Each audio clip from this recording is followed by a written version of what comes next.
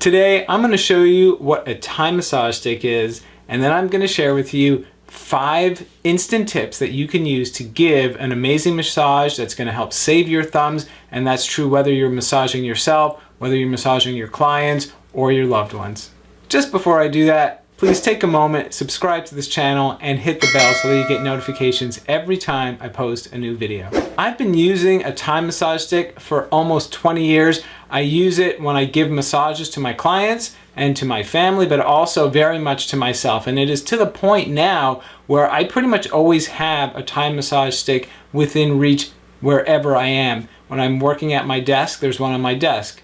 There's one by my bed. I take one, of course, with me whenever I go and give massages as well. I even keep one in my car. It's a great time when you're stuck at a red light to just take a couple minutes and give yourself a little massage with this powerful tool. And why do I do that? Well, the short version is that it really works. It works to help alleviate pain and release tension and knots and stress in various certain specific parts of the body. I started using it as a massage therapist because I got very knotted up and tense in my forearms, and this on your forearms is just like heaven on a bun. So when you use this stick effectively, it essentially becomes like an extension of your thumb, except instead of hurting your thumb or hurting your hands, you have this really strong tool that allows you to get into all kinds of hidden spots and tense areas and just do it so much better for you and really effectively as well. And that leads me to my first tip, which is knowing which part of the body to use this stick on. Because as great as the massage stick is, it's not for every single part of the body. And what I found is that when you are using it for yourself, the best places to give the massage are, of course, I've already mentioned your forearms. It's also amazing for both the back of your hand and the inside of your hand. I love using it here on the side of the neck, and my other really favorite place to use it is right here on my jaws. So good to help prevent lockjaw, to help prevent grinding teeth at night, and to release tension in those parts of the body. When you are massaging other people, you can add to that list a little bit, and that includes massaging the feet. You can use it to massage the top of the shoulders. You can also use it to massage the biceps and the triceps area. So I have a golden rule, which is I am never a fan of the grin and bear it approach to massaging.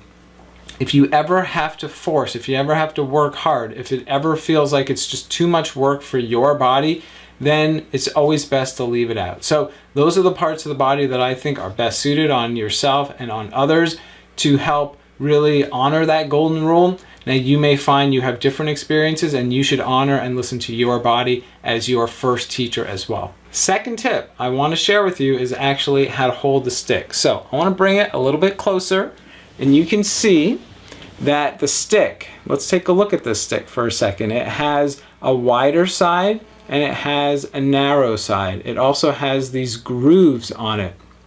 And those grooves are really where you typically hold it. So if you're going to use the wider side to massage, you hold it on the grooves closer to that side.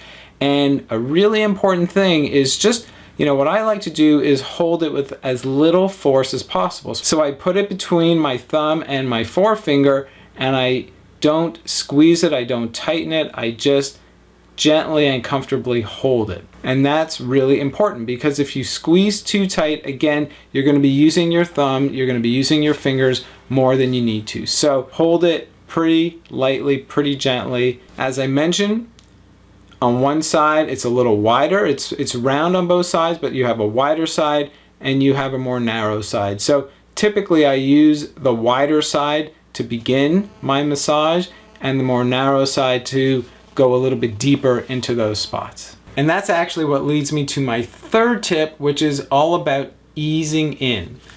When you give a massage, whether you're using a stick or whether you're using your body to help give that massage, another one of my golden rules is this one sentence, which is, how slow can you go? How high can you fly? How slow can you go? How high can you fly? And what it means is to be gradual. It is to take your time to ease in to what it is that you're doing. So one of the key ways that you do that is with lighter pressure.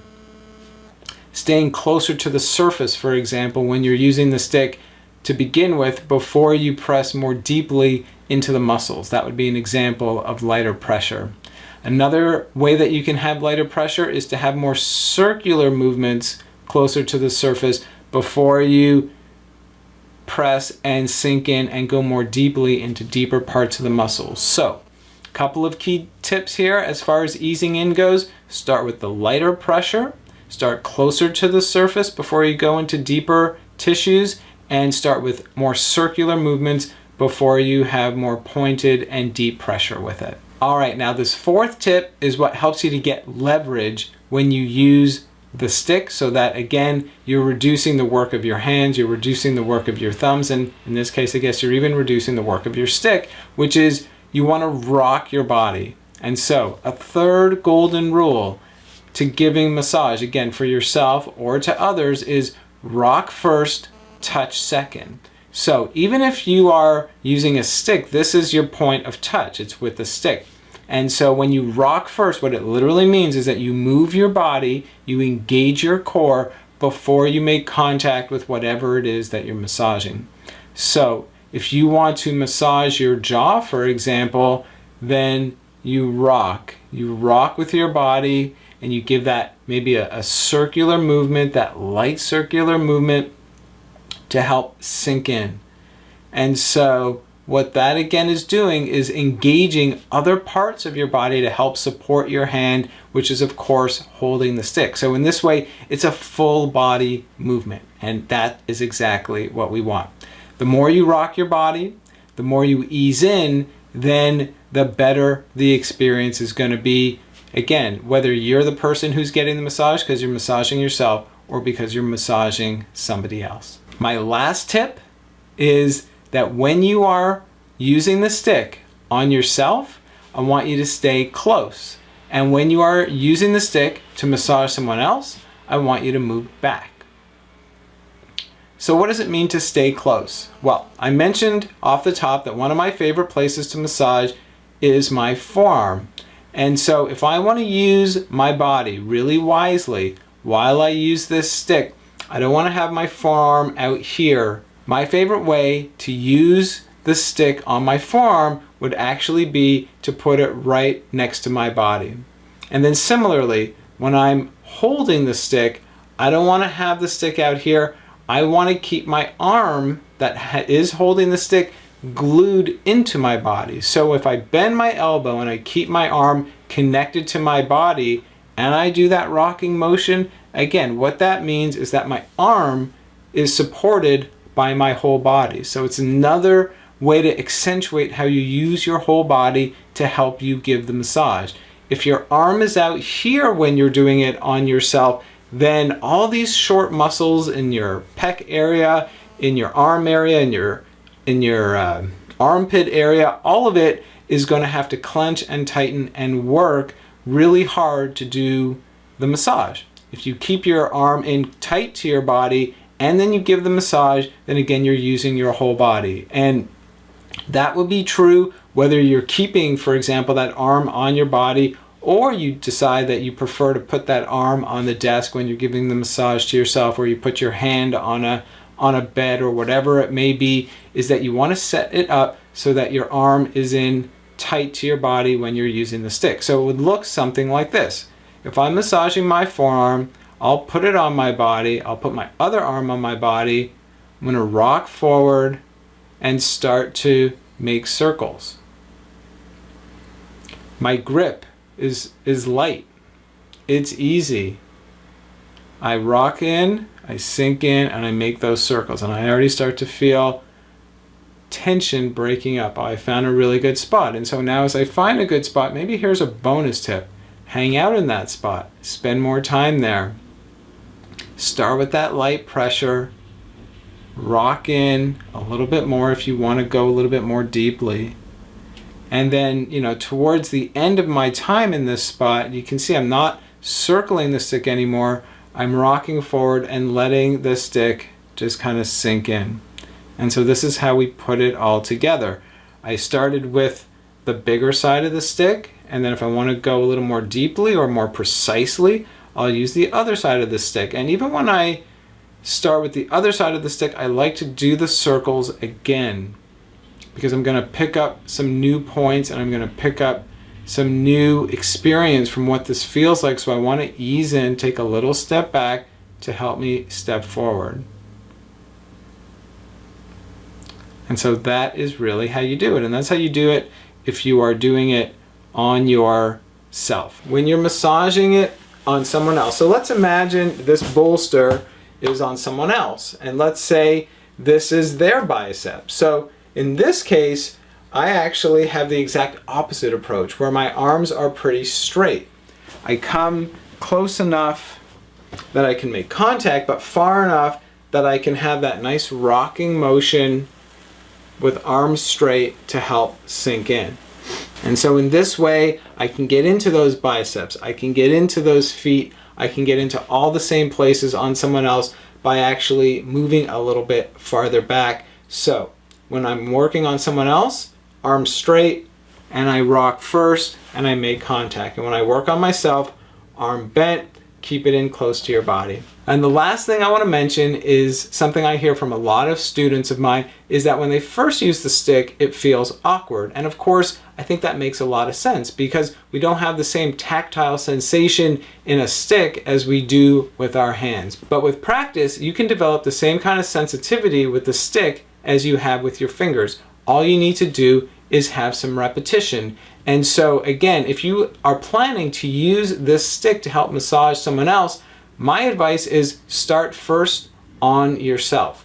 You will figure out what feels like good depth, what feels like easing in, what feels to be in that lighter place before you go into that deeper place. Develop that sensitivity with yourself. It'll be a lot easier to practice that on someone else. And then second step, before you practice on someone else, use a prop, use a pillow. Get familiar with having that distance and using your whole body to help. And then bonus tip number 2 is that when you start practicing on someone else, just check in and ask what it's feeling like. Start with really light pressure first and see what that feels like for them, and then let them know that you want to have just a really good conversation, so that them telling you what they like is going to help teach you how to become an expert in no time using this massage stick to give an incredible massage. So does all this make sense? If you have any questions, I want you to post your comments. I want you to post your questions below. If it's making sense, then let me know that as well. It's definitely very helpful knowledge to me. And I think the last question that a lot of you are going to have is, hey, where the heck do I get one of these sticks?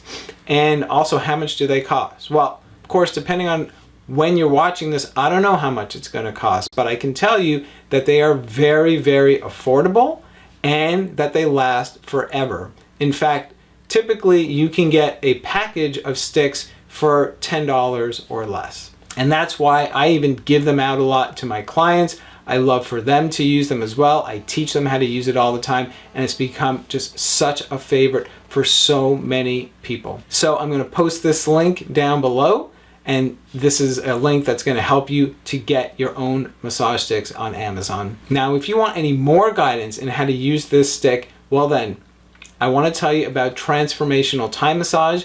That is my massage and coaching and mentoring program, where I take you by the hand and I teach you really how to give university quality level massage. And it also has a lifetime of live meetings and coaching where I can help you every step of the way. And one of the courses in that program is Table Time Massage. And in Table Time Massage, I teach an entire foot massage using a massage stick. So that's just one of the great ways that you learn to use a massage stick to give a massage and just get outstanding support to really help take out incredible care of your body when you are giving a Thai massage, and get a lifetime of support to help not only when you learn it, but to succeed every step of the way as well. So if you want to learn more about Transformational Thai Massage, of course, you know, there's a link down below for that as well.